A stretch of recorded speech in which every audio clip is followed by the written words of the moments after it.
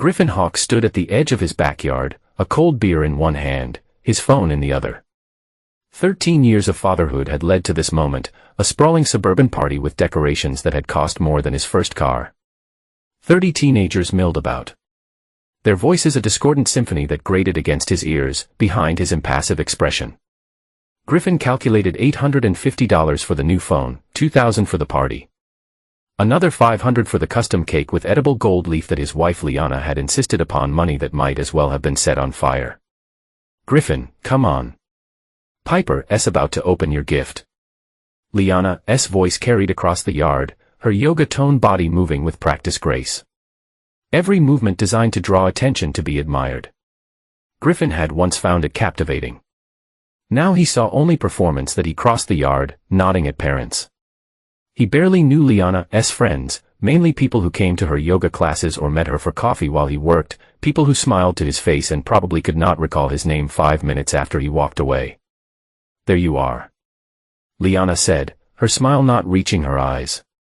Piper's been waiting. Griffin doubted that his daughter, the girl he'd raised for 13 years, barely acknowledged his existence these days.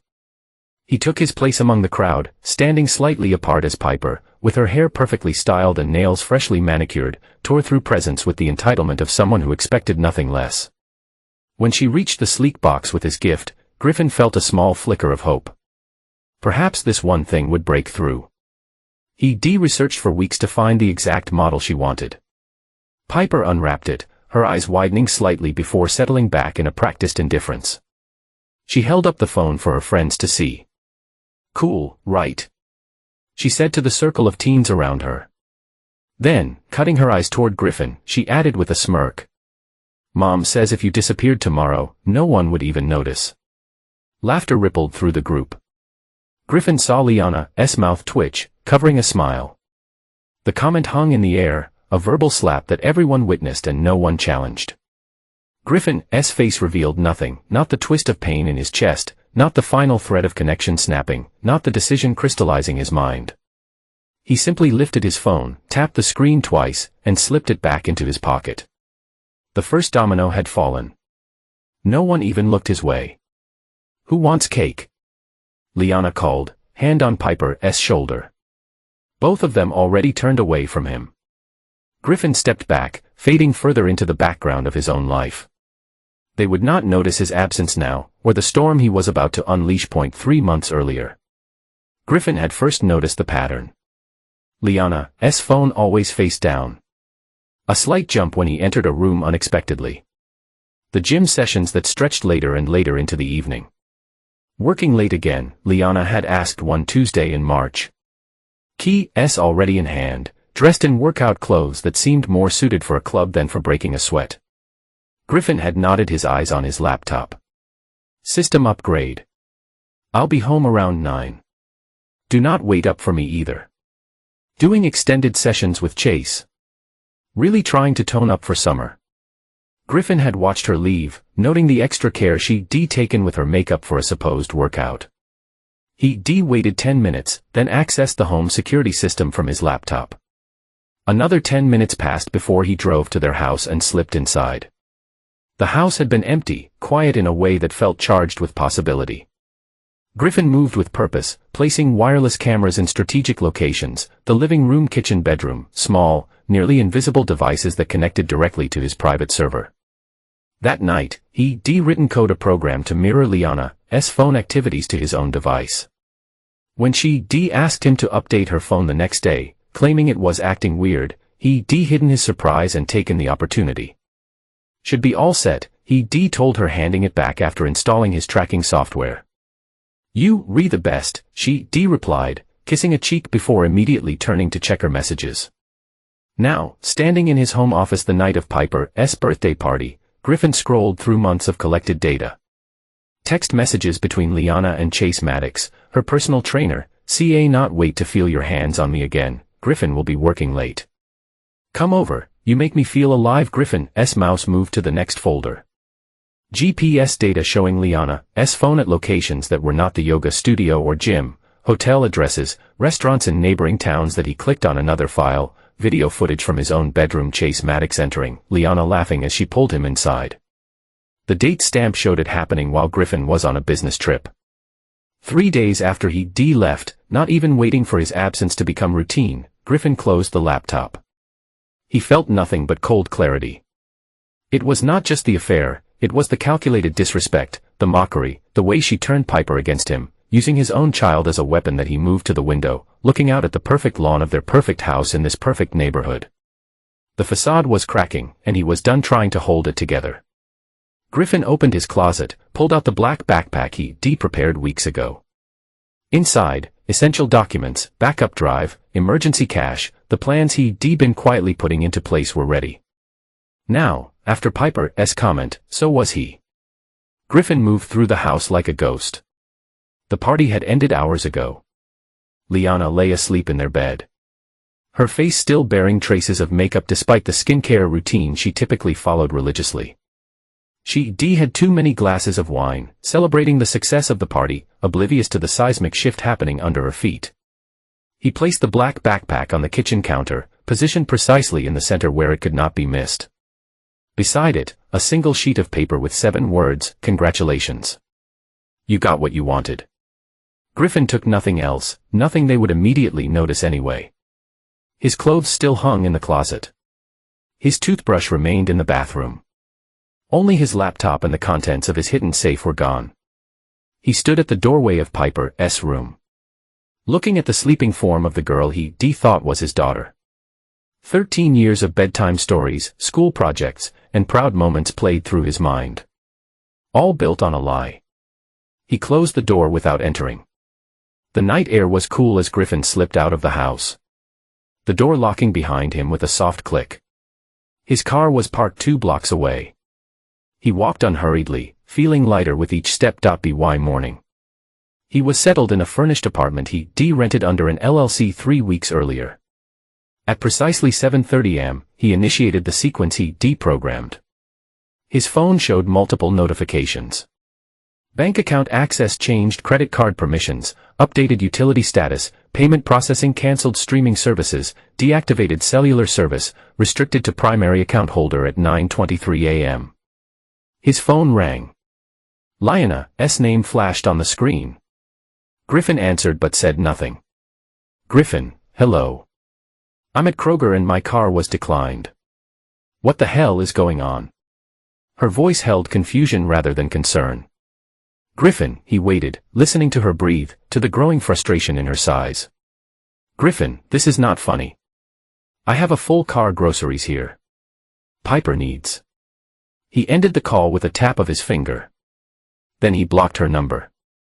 His phone chimed with a text notification from a different number of the grocery store security system he hacked months ago, triggering when Liana's card was used.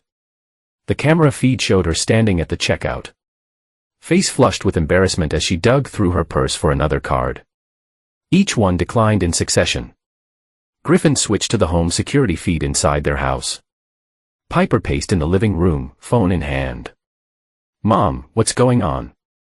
The Wi-Fi is out and my data is not working." Griffin watched her tap frantically at her new phone.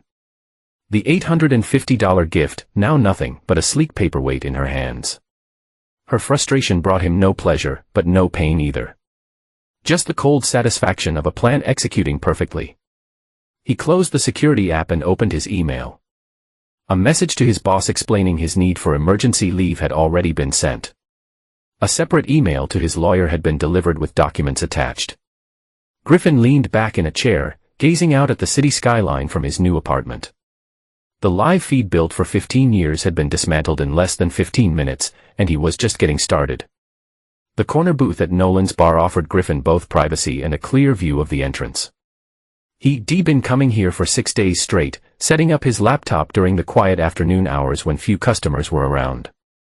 Another coffee, Nolan Reyes slid into the seat across from him, setting down a fresh mug.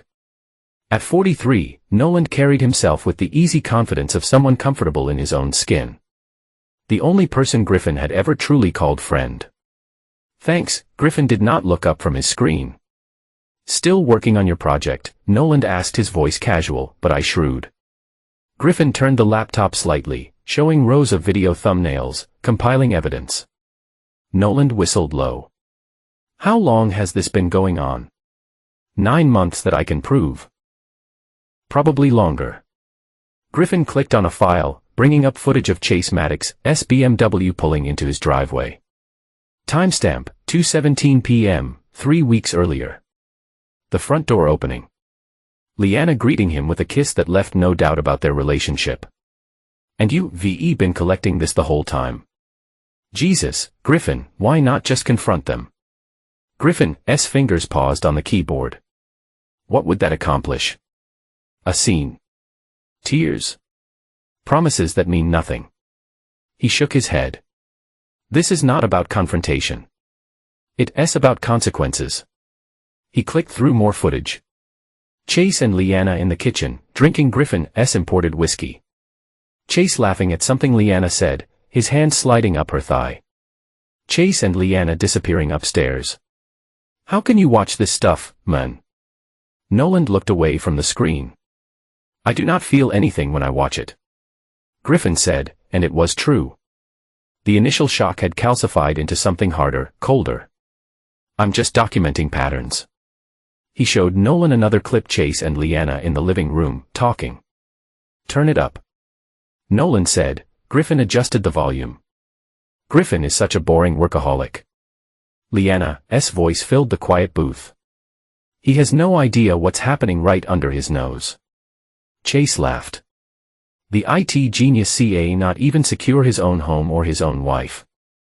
Leanna added, clinking her glass against Chase's. Griffin stopped the video. They've been doing this in my house for months. With my daughter upstairs. Christ. Nolan ran a hand over his face. What are you going to do? Griffin turned back to his laptop, fingers moving purposefully across the keyboard. I've been editing a compilation. The greatest hits, you might say. He showed Nolan a carefully cut video explicit enough to leave no doubt about the affair, but not so graphic as to be illegal to share. Key moments that prove the timeline, the deliberate nature of their betrayal. This goes live tomorrow morning. Griffin said, anonymous account posted to the neighborhood Facebook group and a local gossip blog. That LL blow up fast. Nolan said, her yoga business will suffer. Yes. Griffin's voice remained flat. Chase's personal training clients might reconsider too.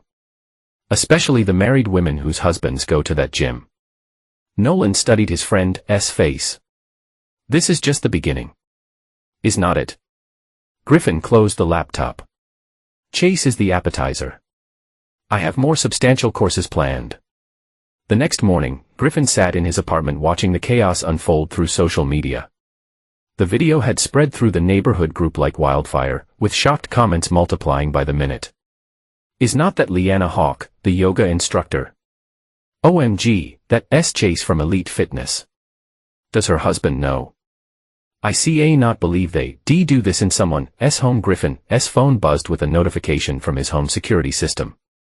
Leanna was screaming into her phone in the kitchen, mascara streaking down her face. Take it down.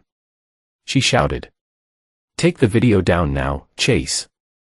I do not care how. Fix this. Griffin switched to another feed. His email showed 5 cancellation notifications from Leanna's yoga studio booking system. Then 10 more. Then dozens that a text from Nolan appeared on his screen. It's everywhere. Her sister just called the bar asking if I knew where you were. Griffin did not respond. Instead, he opened a different folder on his laptop. One labeled Brent Salazar. Phase 2 was ready to implement. Griffin parked his car half a block from his former home. Baseball cap pulled low over his eyes. From this distance, he could see the house, but would not be immediately recognizable to neighbors. He checked his watch, 1:17 p.m. Right on schedule, a silver Audi pulled into his driveway. Brent Salazar stepped out, straightening his designer polo shirt. At 41, Brent had the polished look of corporate success, the regional sales director for the wellness company, where Leanna occasionally taught workshops.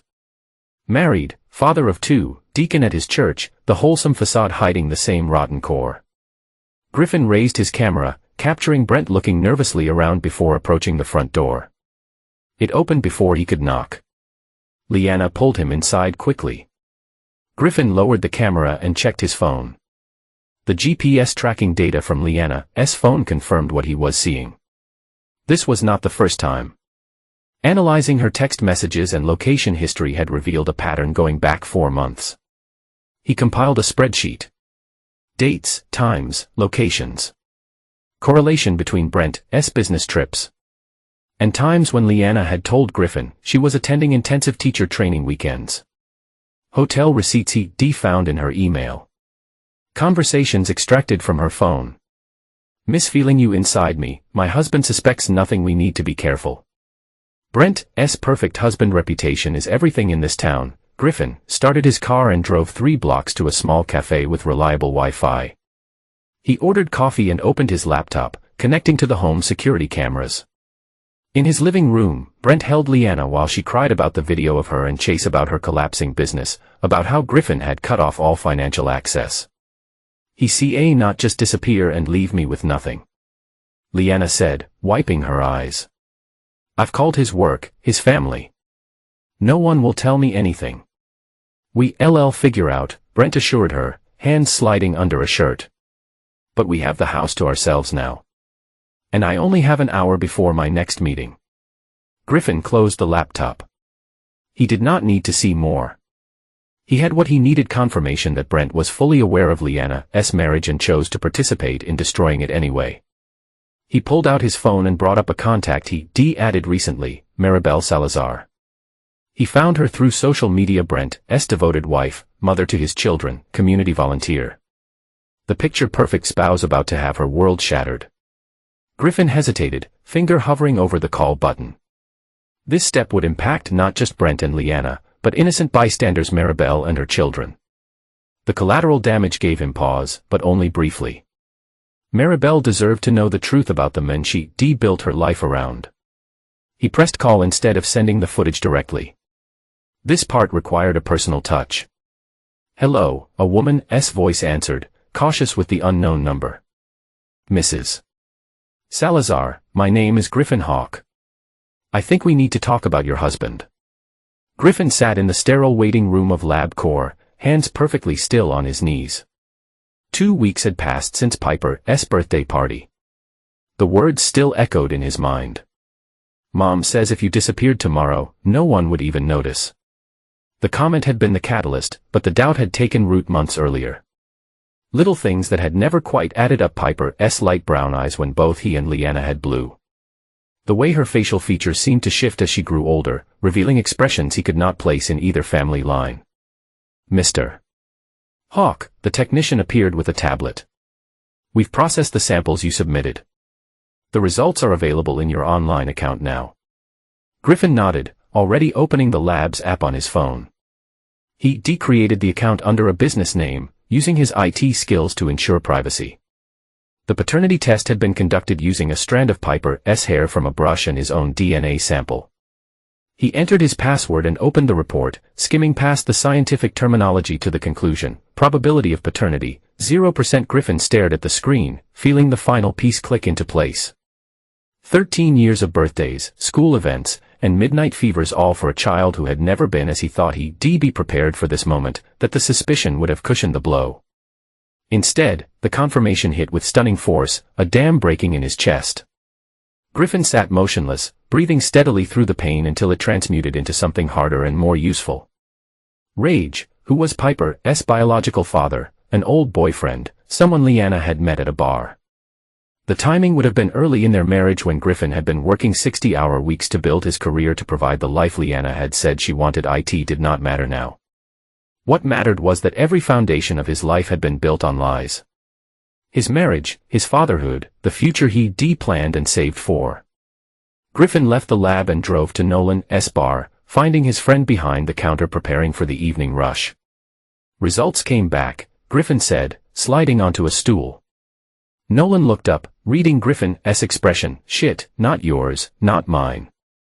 Griffin's voice was flat. Never was. Nolan poured 2 fingers of whiskey and slid the glass across the bar. I'm sorry, man. Griffin did not touch the drink. I do not want sympathy. I want to finish this. What's left to do? You've already blown up her affair with Chase. You're about to expose Brent to his wife. It's not enough. Griffin's eyes were cold. They took everything from me, my family, my home, 13 years of my life. I'm going to take everything from them too. Nolan studied his friend. This anger, it'll burn you up inside, Griffin. It's not anger. Griffin finally reached for the whiskey, taking a small sip. It's purpose. Later that night, in his apartment, Griffin reviewed the legal documents his lawyer had prepared. Cassie Porter was known for her aggressive approach to divorce cases. Her refusal to settle for less than her clients deserved. She'd taken Griffin's case with gleeful enthusiasm after seeing the evidence he compiled. This is the cleanest case I've seen in years, she told him during their initial consultation. No jury in the state would side with her. Griffin added the DNA test results to the file. Then he opened a new document and began typing a formal letter relinquishing all parental rights and responsibilities to Piper. The girl he'd raised as a daughter had never truly been his. Neither biologically nor, it seemed, emotionally, he felt a moment of doubt. Was he punishing a child for her mother's sins? Mom says if you disappeared tomorrow, no one would even notice. No, Piper had made her choice. She'd chosen Lena's values, Lena's worldview. She'd chosen to become the kind of person who would cruelly mock the men who had raised her in front of an audience for casual entertainment. Griffin finished the document and sent it to Cassie, then turned his attention back to Brent and Maribel Salazar. Their meeting was scheduled for tomorrow. The next domino was about to fall. The cafe Griffin had chosen was 30 miles from town, minimizing the chance of being recognized. He arrived 15 minutes early, securing a corner table with a view of the entrance. At precisely 2 p.m., Maribel Salazar walked in.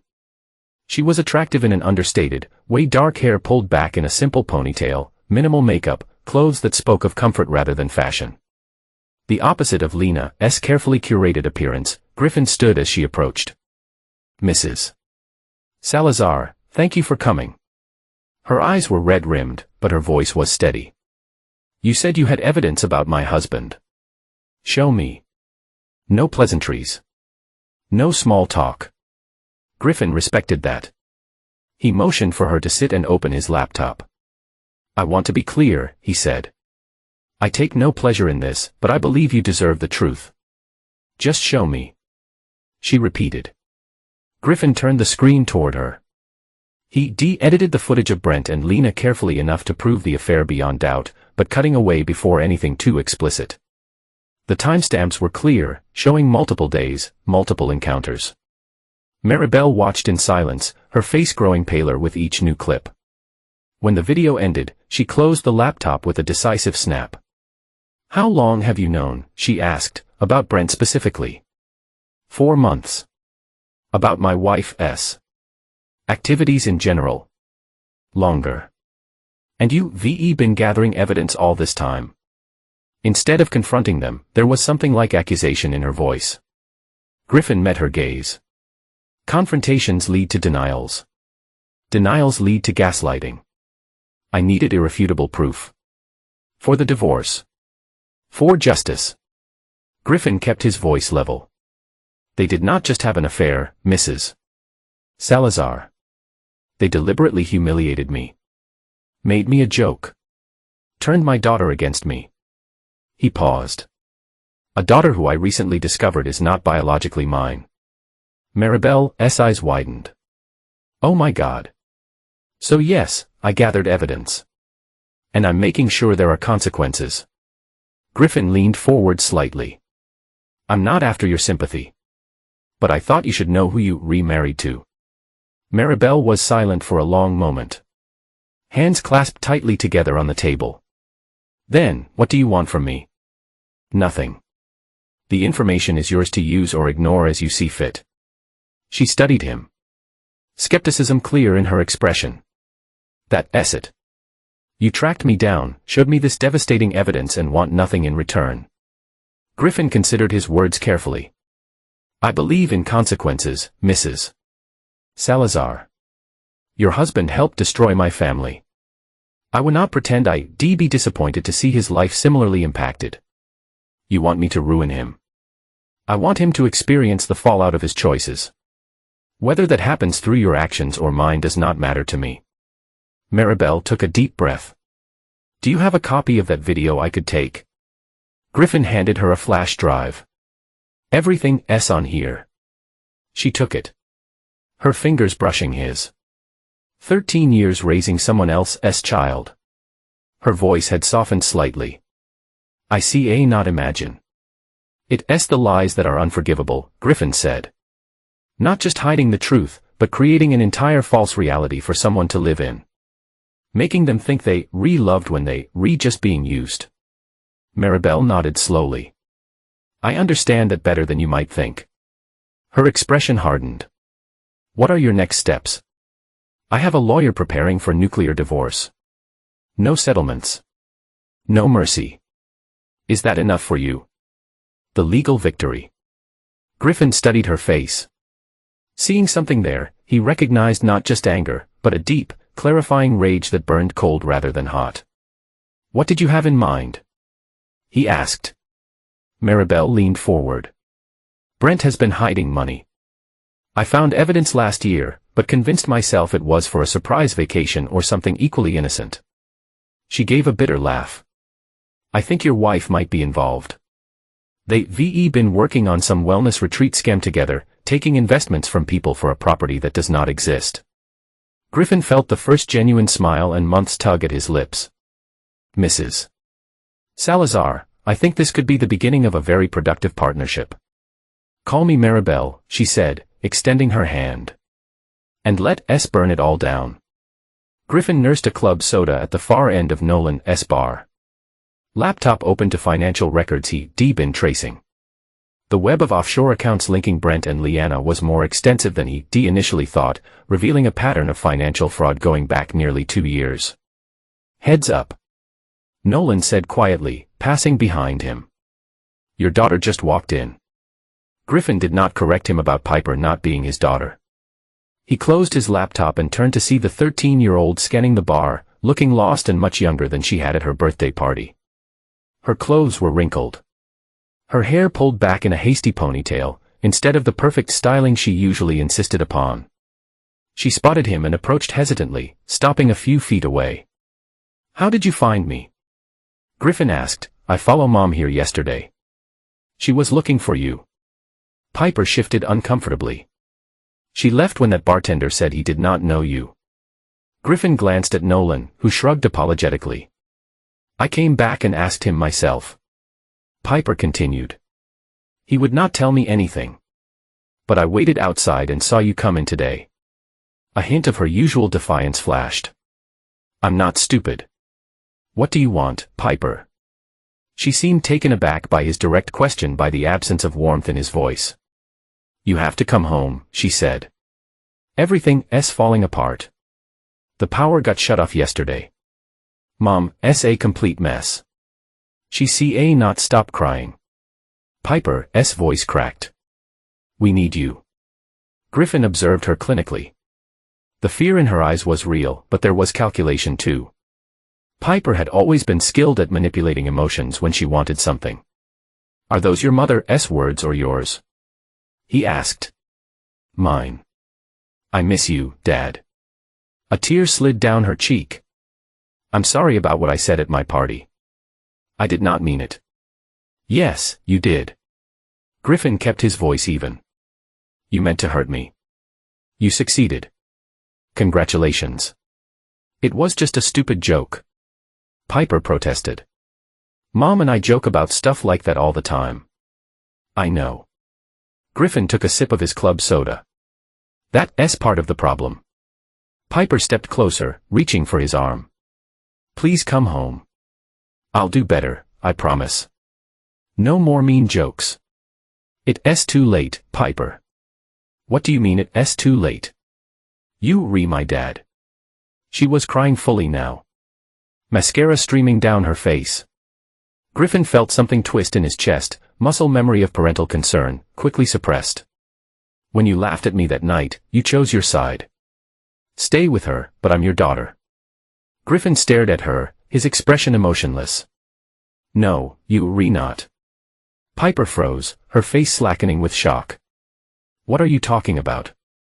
DNA does not lie. Piper, I'm not your biological father. Griffin picked up his laptop, sliding it into his bag. Ask your mother who is. You lying. Piper whispered.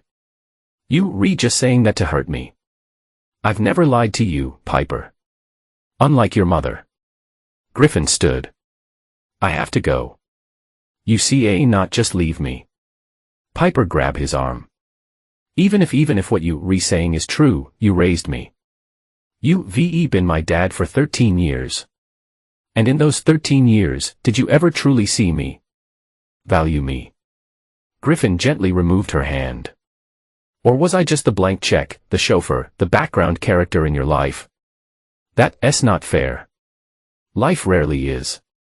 Griffin nodded to Nolan and headed for the door. Dad, please. Piper called after him, her voice breaking. I love you. Griffin paused at the door, but did not turn around. You should go home, Piper. Your mother needs you. He left her crying at the bar, ignoring the stares of the few afternoon patrons. Outside, the air felt too thick to breathe. He made it to his car before the weight on his chest became unbearable. Griffin sat behind the wheel, gripping it until his knuckles turned white. He held on to his control through everything: the discovery of Lyanna's affairs, the DNA test, the calculated dismantling of his life. But Piper's tears threatened to crack his resolve that he started the car. There was no going back. The girl he loved as a daughter had been an unwitting accomplice in her mother's deception. Perhaps she was a victim too, but he could not save her without drowning himself. Griffin drove away, leaving Piper behind, the final connection to his old life severed. The conference room at Cassie Porter's law office overlooked the county courthouse, a strategic choice. Griffin suspected to remind clients of the battlefield that awaited if negotiations failed. Not that there had been any real negotiations in his case. They asking for a settlement meeting, Cassie announced, striding into the room in a perfectly tailored suit, tablet in hand. At 46, she moved with the confidence of someone who rarely lost. Lyanna's lawyer seems to think we'll be amenable to a reasonable division of assets. Griffin looked up from the documents he'd been reviewing. What did you tell them? That we LLC them in court. Cassie smiled, sharp as a blade. Their counter-evidence is pathetic. One letter from Lyanna's therapist claiming emotional abandonment. A statement from her yoga studio partner about how hard she worked to build her business. She snorted. Meanwhile, we have video evidence of multiple affairs. Financial records showing she was diverting her money to secret accounts. And a DNA test proving she lied about paternity for 13 years. What about Piper? Griffin asked, keeping his voice neutral. That Cassie's expression softened slightly. The paternity revelation complicates the custody situation. But given her age, the court would likely consider her preferences anyway. I've already filed to terminate parental rights. Cassie studied him. Are you sure about that, Griffin? Despite everything, you raised her. I'm sure. Griffin turned back to the documents. When is the court date? Next Tuesday, Judge Harriet Monroe. Cassie sat across from him. She's known for being tough, but fair. Old school values big on marital fidelity and parental responsibility. Perfect. The courtroom was smaller than Griffin had expected. The wood paneling giving it a closed-in feeling that amplified every sound. He sat beside Cassie at the plaintiff's table, posture straight, expression neutral. Across the aisle, Lyanna whispered urgently to her attorney, a nervous-looking man whose suit seemed a size too large. Piper was not present. Juvenile court matters were handled separately. And given the paternity issue, the judge had ordered those proceedings sealed. Judge Monroe entered and the formalities began: opening statements, initial filings. Griffin noticed Lyanna dabbing at her eyes periodically. The performance clearly aimed at generating sympathy. Then Cassie Porter went to work. Your Honor, I'd like to submit evidence package documenting Mrs. Hawk's multiple extramarital affairs. She presented the carefully edited video evidence, along with text messages, hotel receipts, and GPS data. As you can see, these were not isolated incidents, but an ongoing pattern of infidelity involving at least 2 men over the past year. The judge reviewed the materials, her expression growing increasingly grim. These were recorded in the marital home. Yes, Your Honor, using legally installed security cameras. Lionel's attorney jumped up. Your Honor, we contend that these recordings were an invasion of my client's privacy. Judge Monroe fixed him with a cold stare in her marital home, which her husband owned and maintained. While she was engaging in adulterous behavior, sit down, counselor. Cassie continued methodically, presenting financial evidence next to hidden accounts, the diverted funds, the pattern of financial deception. Furthermore, Your Honor, we have evidence that Mrs. Hawk was involved in a fraudulent business scheme with one of her paramours, Brent Salazar. She presented the documents Griffin and Maribel had compiled. They were soliciting investments for a non-existent wellness retreat. Lionel's face had gone pale, her eyes darting to her lawyer in panic. Finally, Your Honor, Cassie said, her voice softening for maximum impact. We must address the most egregious deception. She submitted the DNA test results. Mr. Hawk recently discovered that the child he has raised as his daughter for 13 years is not biologically his. Mrs. Hawk deliberately concealed this fact for the duration of their marriage. A murmur ran through the courtroom. Judge Monroe's face hardened as she reviewed the lab results. Does Mrs. Hawk contest these findings? The judge asked that Lionel's attorney conferred with her briefly. No, Your Honor. But my client wishes to emphasize that Mr. Hawk has been the only father figure in the child's life. And that severing that relationship would be deeply traumatic. Yet your client had no qualms about lying to both her husband and her daughter for 13 years. Judge Monroe interrupted, nor about turning the child against Mr. Hawk, according to witness statements. She set down the papers with a decisive gesture. I've heard enough. We'll take a 30-minute recess, and then I'll deliver my ruling. Griffin remained seated while others filed out, feeling strangely detached from the proceedings. The evidence, the arguments, it was all playing out exactly as he planned. Yet the victory felt hollow. When court resumed, Judge Monroe wasted no time. In a matter of Hawk versus Hawk, this court finds overwhelmingly in favor of the plaintiff. Mrs. Hawk's pattern of deception, infidelity, and financial misconduct has been thoroughly documented. She adjusted her glasses. The court orders the following: 0 alimony. Mrs. Hawk is to vacate the marital home within 30 days. All joint assets are awarded to Mr. Hawk, as the court finds Mrs. Hawk's contributions to the marriage were vastly outweighed by her deceptions. Regarding the minor child, the court acknowledges Mr. Hawk's petition to terminate parental rights. Given the DNA evidence and the child's age, the court grants this petition. Mr. Hawk will have no further legal or financial obligations to the child. The judge looked directly at Griffin. Mr. Hawk, do you wish to make a statement for the record regarding your decision to terminate parental rights? Griffin stood. Yes, Your Honor. I wish to state that I am not biologically or emotionally connected to her. No further contact. His words hung in the courtroom. Lionel made a choke sound somewhere between a gasp and a sob. Judge Monroe nodded once. So ordered. Court is adjourned. As Griffin gathered his documents, he caught Lionel's eyes across the aisle.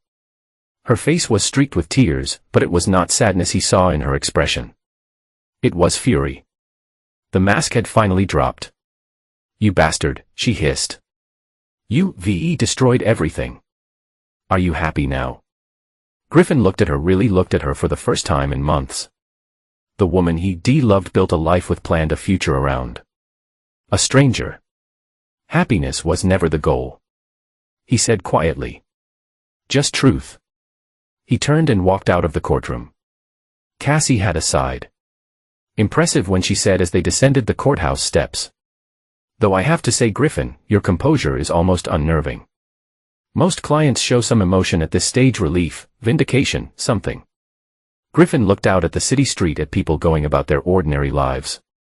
I feel like I've been underwater for months. Everything muted, distant. He turned to her. Is it over now? Cassie smiled. The divorce is settled. But something tells me you're not quite finished yet. She was right. There was still one more domino to fall. The cafe where Griffin had first met Maribel had become their regular meeting place. He arrived to find her already seated, a folder on the table between them. I've compiled everything, she said without preamble. Bank statements, transaction records, emails about the investment opportunity. Brent was not as careful as he thought. Her smile held no warmth. Men rarely are. Your divorce proceedings moving forward. My lawyer was impressed with how thoroughly I documented everything. So it was like I've been taking lessons from a professional. Griffin inclined his head slightly. The offshore account. Maribel slid the folder toward him. Cayman Islands. I found the access information in Brent's safe. They've been moving money through it for at least 18 months. Over $300,000 from what I can tell. Griffin opened a folder, scanning the documents. Some of these transactions match withdrawals from my accounts. He touched a specific line. This one was the day before Piper's birthday. Liana told me she needed extra money for the party. It went straight to the Caymans. Maribel's voice was tight with anger. They were planning to run away together. Brent told me he was on his sales conference next month. I found airline tickets to Grand Cayman on his laptop. Griffin closed the folder. Are you prepared for what happens next? The IRS investigation will not just affect Brent. There will be public attention, questions from friends and family. You mean, am I prepared to blow up my comfortable life? Maribel's eyes flashed. Brent destroyed that the moment he decided to betray me. I'd rather stand in the ashes of truth than live in a palace of lies. Griffin nodded, recognizing the same cold resolve that had carried him through his own ordeal. Then let's proceed. That evening from his apartment, Griffin used his IT skills to create an anonymous digital trail connecting Brent and Liana's fraudulent activities to their offshore account. He carefully constructed the evidence to appear as though it had been discovered during routine financial monitoring. The tip to the IRS was equally anonymous, a detailed report, with just enough specifics to trigger a full investigation, but obscured enough to hide his own involvement. Are you sure about this? Nolan asked, watching from Griffin's couch. Tax fraud investigations, federal charges, this is another level. They committed the crimes, Griffin said. Fingers moving steadily across the keyboard. I'm just ensuring they face the consequences. And Piper. This will affect her too. Griffin's hands still momentarily. She's not my responsibility anymore. Liana made that decision 13 years ago. But it's done. Griffin said, pressing enter on the final submission. Now we wait. The wait was shorter than expected. 3 days later, Griffin watched from his car as federal agents entered Brent's office building. That same afternoon, another team arrived at what had once been Griffin's home, where Liana was still living until the eviction deadline. The local news picked up the story within hours.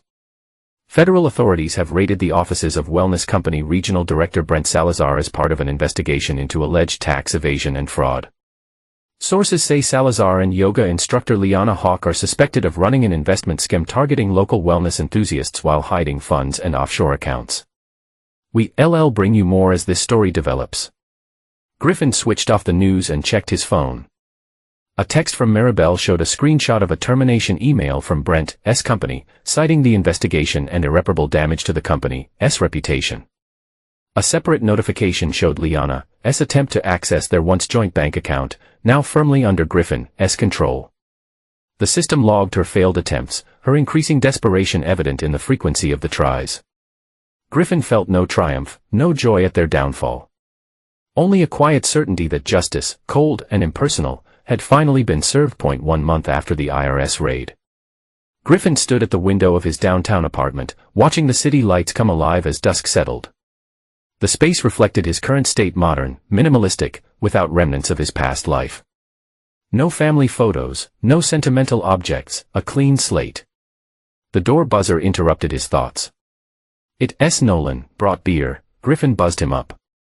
Nolan arrived minutes later, a 6-pack in hand. Place is looking good. Nolan said, setting the beer on the kitchen counter, still rocking the bachelor minimalism. I see. I have what I need. Griffin took a beer, gesturing for Nolan to sit. How's the new job? After the divorce, Griffin had accepted a position with a cybersecurity firm in the city, a fresh start away from the memories and connections of his old life. Challenging in a good way. Griffin sat across from his friend. What brings you by? Nolan hesitated. Thought you might want an update. Word around town is Leon has been evicted. She's staying at the Sunrise Motel on Highway 9. Griffin showed no reaction and Piper, bouncing between friends' houses from what I hear. Leanna can't afford to keep her in her fancy private school. So she's enrolled at Jefferson Public. Griffin took a slow sip of his beer, the IRS investigation, still ongoing. Brent's looking at serious charges: tax evasion, wire fraud, investment fraud. Leanna might get some leniency if she cooperates, but she's definitely implicated. Nolan studied his friend's face. You've been following all this anyway, have not you? Griffin did not answer directly. Consequences have a way of finding everyone eventually. So Nolan leaned forward. No regrets. Griffin considered the question, the systematic dismantling of his former life, the cold precision with which he executed his plan, the people caught in the collateral damage, particularly Piper. None, he said. Finally, some cancers need to be cut out root and branch. Nolan nodded slowly, not entirely convinced, but unwilling to push further. Mail came for you at the bar. He pulled an envelope from his jacket. Looks official. Griffin took it. Recognizing the law firm's letterhead inside was a single sheet of paper, the final divorce decree officially filed and registered at the bottom. A handwritten note from Cassie Porter, all matters settled. You owe nothing. Griffin set the paper down on the coffee table, feeling a weight lift that he had not realized he'd been carrying. It was truly over. So what now? Nolan asked. New job, new place, new life. Now Griffin looked around the apartment, the space he created for himself, uncontaminated by lies or betrayal. Now I live on my own terms. Later, after Nolan had left, Griffin sat alone in the quiet of his apartment. He expected to feel something more definitive at this moment: closure, perhaps, or satisfaction. Instead, there was simply space, room to breathe, room to begin again. His phone chimed with an alert and automated notification from a system he set up to monitor certain accounts. Leanna had attempted to access her old Facebook profile, the one filled with carefully curated images of their perfect family life. Griffin opened his laptop and watched her digital movements in real time. She was scrolling through old photos, vacations, holidays, Piper's birthdays, the fabricated highlights of a life that had never been what it appeared. She left a comment on one photo: Griffin, Leanna, and Piper smiling in front of their house. 3 years earlier, we were a beautiful family. Griffin's finger hovered over the keyboard. With a few keystrokes, he could send her a message. Tell her what he really thought about their beautiful family. The lies it was built on, the hollow core at its center. Instead, he pressed a different key combination. A system message appeared on Leanna's screen. You are blocked from this account. Griffin closed the laptop. Outside his window, the city continued its rhythmic pulse of lights and movement. Inside he sat in the quiet aftermath of destruction, finding an unexpected peace in the ruins. Leanna Hawke sat on the edge of the sagging mattress in room 17 of the Sunrise Motel. The place smelled of industrial cleaner, barely masking decades of cigarette smoke. A far cry from the pristine, lavender-scented bedroom of her former home. Her phone, a prepaid model bought with some of her last cash, displayed a series of unanswered texts from Piper. Mom, can I stay at Zoe's again tonight? Ashley's mom wants to know when you picking me up, that I need money for school lunch tomorrow. Mom, are you there? Leanna set the phone down, too exhausted to respond. The last month had been a blur of federal interviews, legal warnings, and collapsing opportunities. Her yoga clients had disappeared overnight. Her wellness company connections had severed all ties. Even her sister had stopped taking her calls after the news broke about the investment scheme. Griffin had been thorough, more thorough than she could have imagined. The gentle, predictable husband she'd taken for granted had revealed himself to be something else entirely. A glacier, cold, patient, and ultimately devastating. She picked up the phone again, ignoring Piper's messages to open Facebook. Her profile was still active, though she rarely posted now. Too ashamed to face the judgment, the gossip, the fall from social grace. Liana scrolled back through time, past the raid, past the divorce, into the carefully curated images of her former life. There they were: the vacation in Cabo, the Christmas with the enormous tree, Piper's 11th birthday party with the pony. She stopped on a photo taken in front of their house, Griffin standing slightly apart from her, and Piper, his smile not quite reaching his eyes. How had she never noticed that before? The distance already growing between them, captured on camera for posterity. That Liana's fingers trembled as she typed a comment. "We were a beautiful family." As soon as she posted it, a system message appeared: "You are blocked from this account." Her breath caught. Of course, Griffin would have anticipated this moment, this weakness. Another door slammed in her face. Liana's hand shook as she dropped the phone onto the bed.